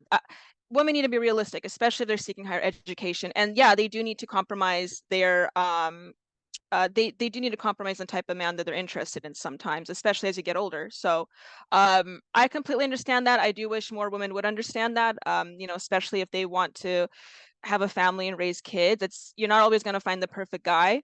And yeah, I think, and men don't always find the perfect woman, but like you had mentioned, Austin, men tend to be more compromising when it comes to the dating pool. So I think women do need to, I'm not saying loosen your standards completely, obviously.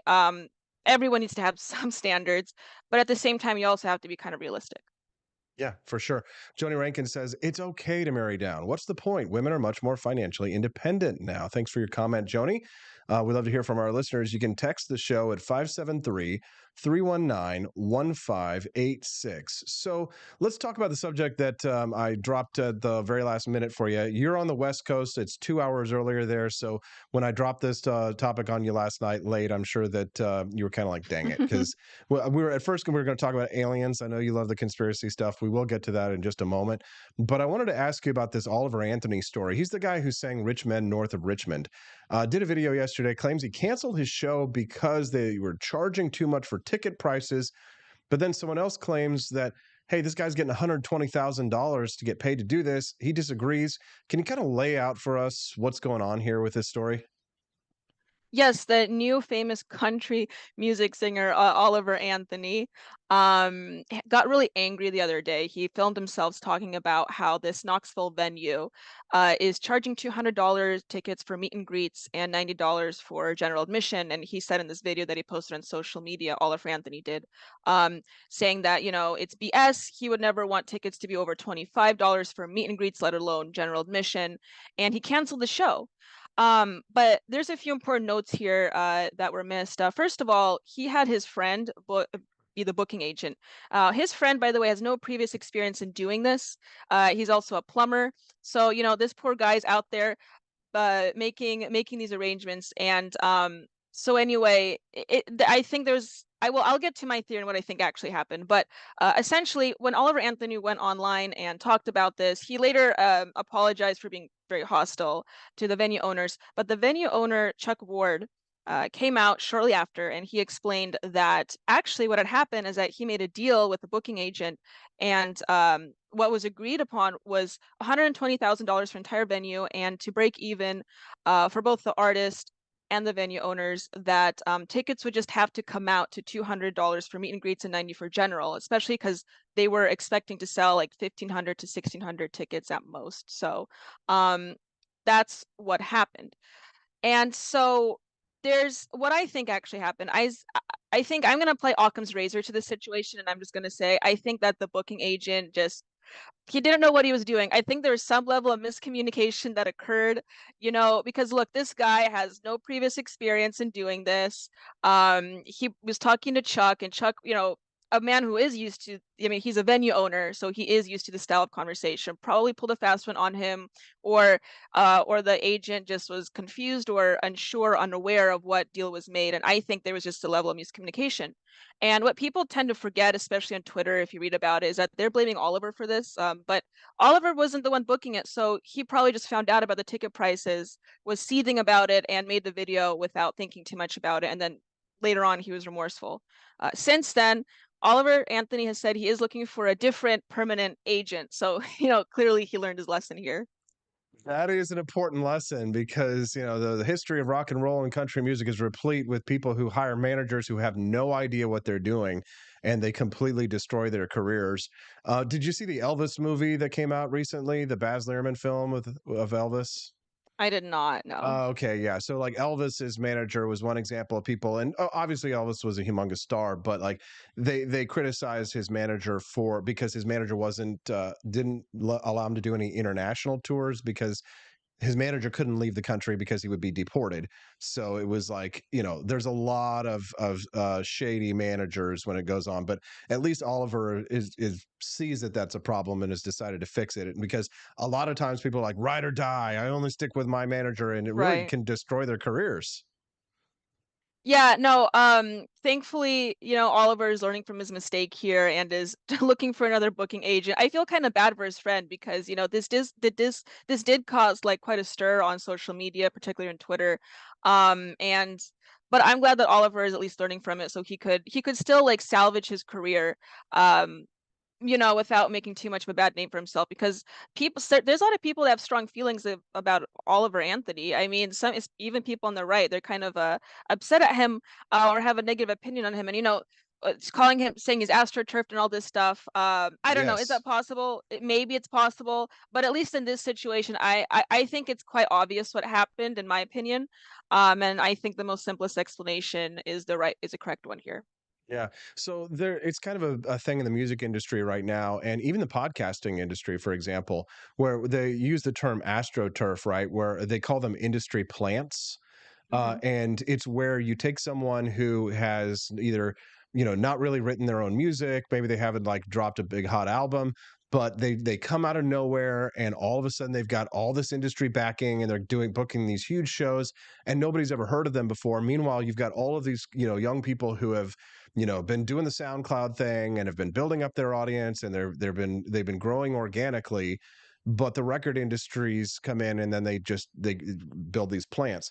It actually happened with podcasting now, because podcasting is now becoming more and more mainstream. Like we call it alternative media, what we're doing right now, but like shows like these will get more viewers than MSNBC. I mean, I think yesterday and the day before, the show got 50,000 views here on rumble.com as I pat myself on the back. And sometimes MSNBC shows at night will get those numbers and maybe even a little bit less in terms of viewerships. So, I mean, at some point, we are the mainstream media, but that's neither here nor there. I just wanted to congratulate myself. But, Mark Cuban, for example, found this lady who's like this single, or she's a mother and does these really weird podcasts. And she's like, in her first public interview on her podcast, her very first episode was with Drake. So there is this issue of like people who are like trying to create industry plants. It's like Mark Cuban is being interviewed by this young lady on a podcast, and he's got his shoes off and he's acting all normal and cool and stuff. So that does exist. Do you think that Oliver Anthony is astroturf or an industry plant? Do you think he's a plant, or do you think that he's organic? Yeah, I am kind of split on that because, yeah, I can kind of see why people come to that conclusion. No one's ever heard of this guy, and he like blew up in popularity like almost overnight. And I think he probably did get some help, and I don't know how exactly that would work, but I think he probably did get some help in the beginning, and then I think once he got in a little bit more I think it was a shock for him to get all this attention. And so that's when he came out shortly after. I don't know if people remember, I'm sure a lot of you do, where he talked about the song really wasn't about this, it was about that, kind of a thing. Because I think he's not used to the attention that he was getting at first. And I think it kind of shows that this man is inexperienced, especially with this whole ticket business too. There's just like little controversies popping up in his climb to success. So clearly a guy that's a little bit inexperienced, and for him to blow up like that overnight, it seems a little bit too good to be true in my opinion. I mean, I don't have any evidence to suggest that he is astroturfed, but it kind of it looks that way. And if it looks that way, I'm more inclined to say that maybe it is, but I'm not sure. I'm not certain. Interesting. If you're just tuning into the Wake Up America show, good morning. I'm your host, Austin Peterson. Nice to have you here. Make sure you click like and subscribe to the channel you're watching us on. I saw a nice comment. I think it was, Sign of Jonah. He says, Daniela smokes the heck out of Joe Walsh as far as guests go. Oh, well, that's very nice. Well, I thought Joe Walsh was fun. Isn't fun? Didn't you like seeing me disagree with him yesterday and beat him up about January 6th when Joe Walsh came on yesterday, Daniela? He was like, now, Austin, I have a question to ask you. He's like, January 6th, let me get this straight. January 6th didn't profoundly disturb you, did it? And I was like, no.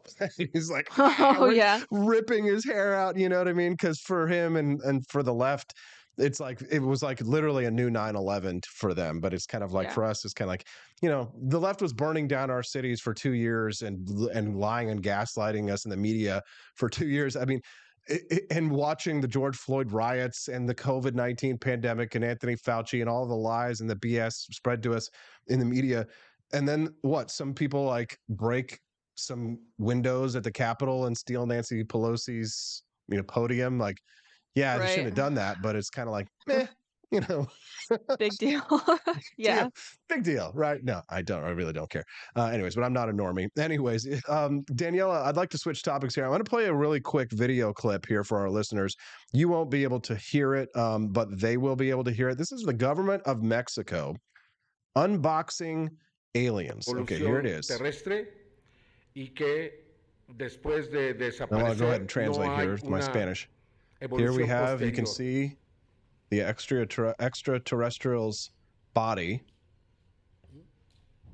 There we go. They're getting a nice little zoom in here on the alleged alien corpse.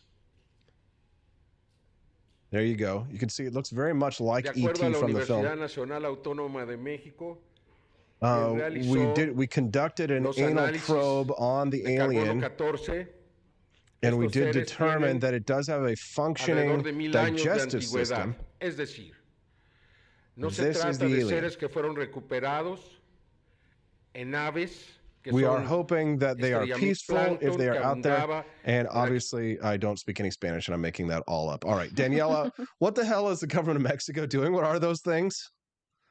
Yes. So as you guys saw, they did unveil 2 mummified corpses of supposedly aliens, and the man who presented this is a UFOologist by the name of, and I'm gonna butcher his name, so everyone forgive me if you know the correct pronunciation, but Haim Mawson, I believe is his name. He has come out and said that these are bona fide real aliens between the age of 700 to 1800 years old, and that even more so, the National University of Mexico have tested it using radiocarbon dating, and they said that it is definitely not human. Now, the phrasing, definitely not human. Of course it's not human, but they did not say it's alien. Yeah, it's definitely not human. It's definitely looks like little concrete carvings. Yeah, well, it looks like paper mache in my opinion. Yeah. I made more realistic dragons in grade school using paper mache, but at any rate, what's happening here, I think, is you have to look at this man's background. See, this man, Haim, his educational background consists of no science, not even any history. He is a journalist. He got a degree from the University of Miami that's located in Ohio, funny enough, in radio broadcasting and television. So this man is a bit of an entertainer. He has found mummies before, or alien mummies before, in Peru, and those were all debunked. This was back in 2017. They were actually human remains. And they look very similar to the mummies presented here a couple days ago in Mexico. And by the way, they look exactly the same. Those mummies are also from Peru. So I think what's most likely happening here is that these are obviously fake. I'm sorry for people. Believe me, I like alien. I want to believe in aliens. I think they exist. I just don't think these are the ones. By the way, I don't even think aliens would look like this, but I don't think this is the one. But the big push for Mexico to identify this as real aliens is that if they do and they confirm the existence of these aliens, Mexico would be the first country in the world to confirm the existence of alien life on planet Earth. So I think Hey, that's why wait a this. minute. Wait, what your explanation there begs so many different questions, Daniela. How can you say I don't even think these is what aliens would really look like? How would you even know that? Oh, well, the fact that they're bipedal like that, I think there's a lot of this is kind of esoteric. I apologize for bringing this No, up. no, that's why you're here. There's a lot of theories as to how aliens would actually look like if they're more advanced species, um, or they're more cognitive species, depending on the environment they're raised in and they evolve in. I think it's unlikely that if we do ever find aliens intelligent enough on the scale of human consciousness that they would be bipedal like that and have a human body plan, but that's just my opinion.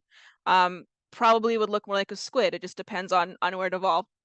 But at, at any rate, I also want to note that the scientists that allegedly have tested this for the university, the National University of Mexico, actually, as physicists came out and they said, we have no connection with this man. We don't know anything about these aliens. His data makes no sense.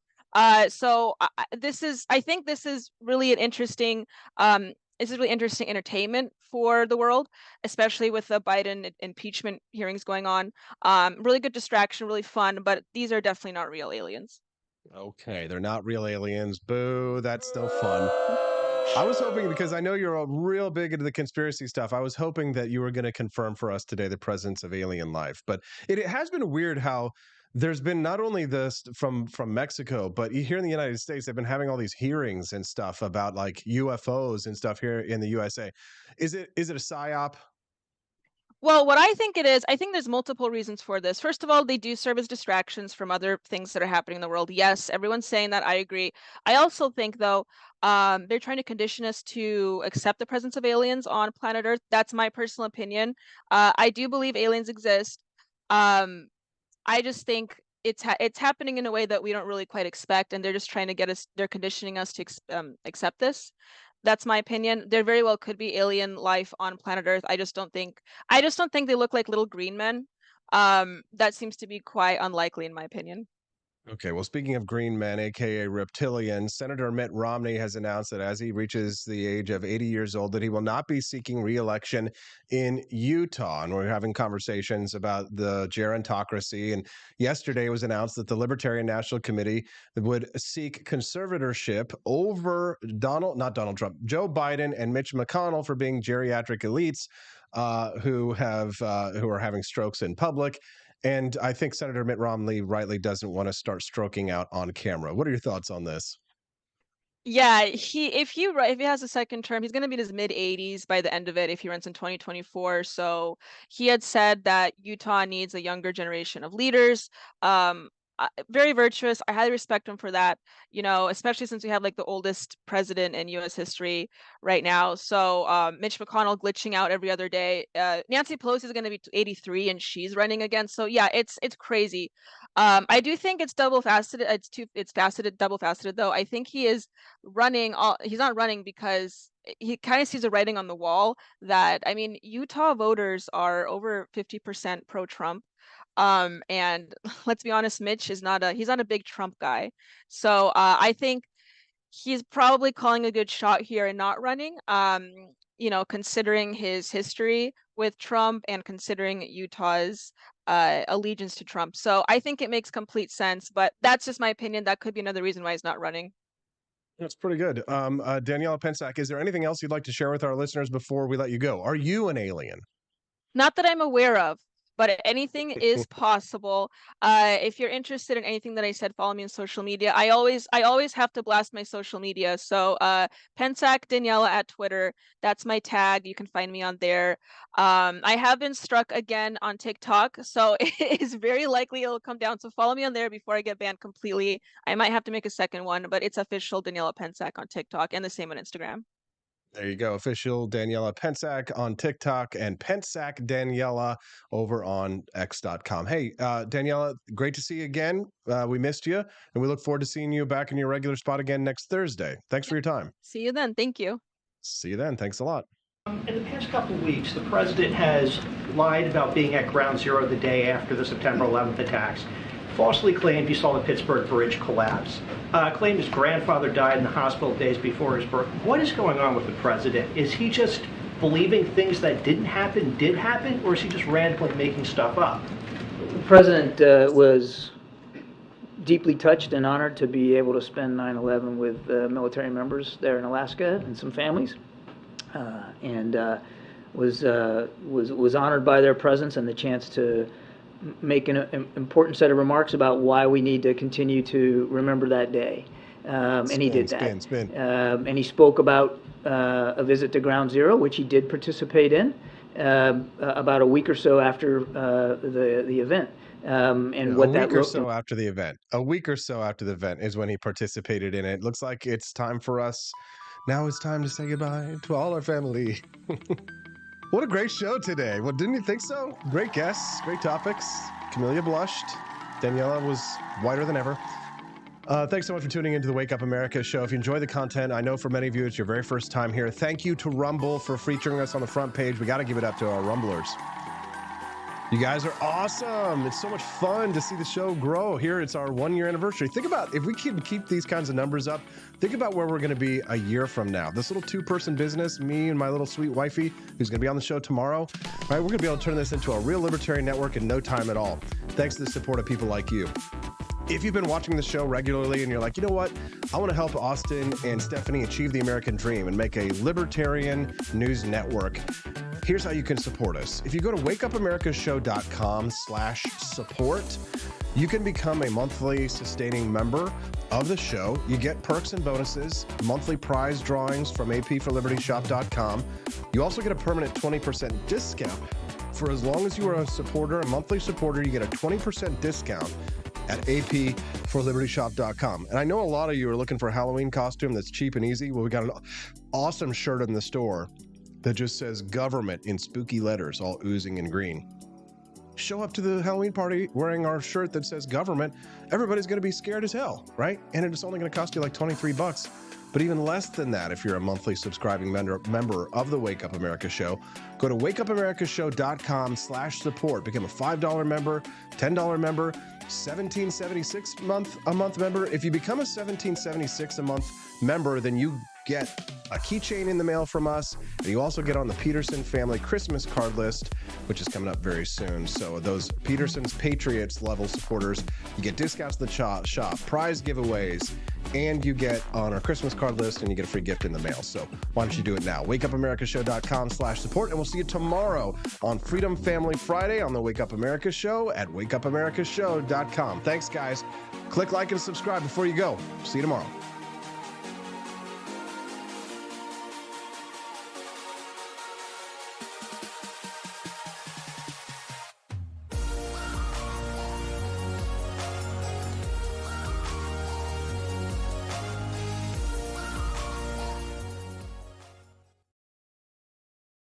I'm Donald Trump, and I approve this message.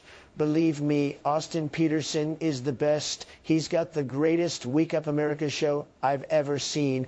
Whenever I tune in the mornings and watch the live stream, let me tell you, he has got the absolute best content. I love his guests. It's just a total blast to watch, and I highly endorse and recommend the Wake Up America show. It's terrific, believe me. Hello, my name is Kelvin. Welcome to Frenchy Bush. This is my Dee-Dee's website. Now I've decided to speak to you with my real voice for the first time ever to tell you about how cool Frenchy Bush is. But I've decided that this is the perfect opportunity to share with you. Frenchy Bush is a good website. You should follow us on socials. If you like Frenchies or any kind of bulldogs, me and my new brother George are going to try to make your life more fun. Hello, I'm St. George. My neck isn't really thick yet, but it will be. We are so glad you're here. Please ignore my floating eyeball. It helps me spot predators who might be approaching from the sides. Dee Dee made Frenchy bullshit to review things that he uses on me and my brother to tell you if it's good or bullshit. Take this collar, for example. Dee Dee really likes it. Dee Dee said it's really handy because us Frenchies got thick necks. Need something really tough. People think Frenchies are little, but if you look at us from below, you can see we are really pretty buff. Beefcake. Yes. Look at my creamy thighs and chest. Yes. You like that? Big brother, please focus. Frenchy bullshit. Please follow us for more great content and read the Frenchy bullshit blog for more fun and cool stuff.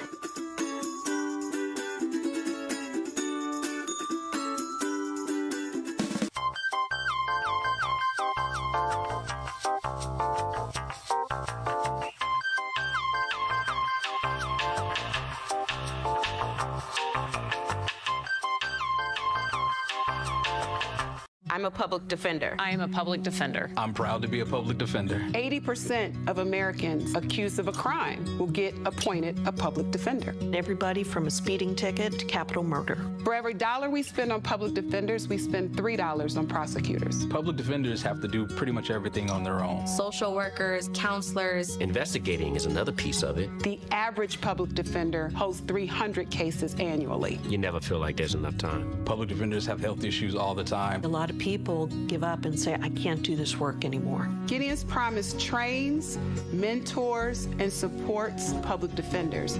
There are a lot of people who say that they would not still be public defenders, but for Gideon's Promise. It's fueled me to continue on in this fight. Gideon's Promise has changed the face of public defense. People see us as troublemakers. Good trouble only. We don't make it easy. It should not be easy to take away someone's liberty.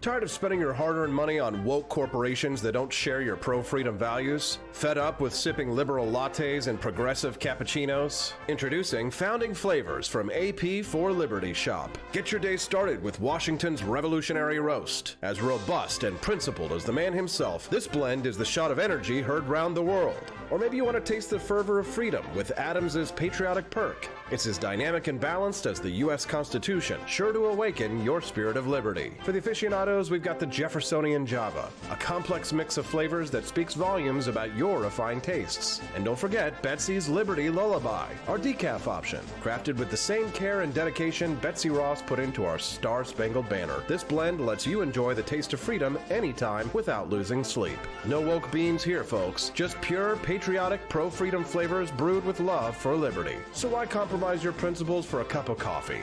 Stand up for your values, perk up your patriotism, and start your day the American way. Get your Founding Flavors at apforlibertyshop.com.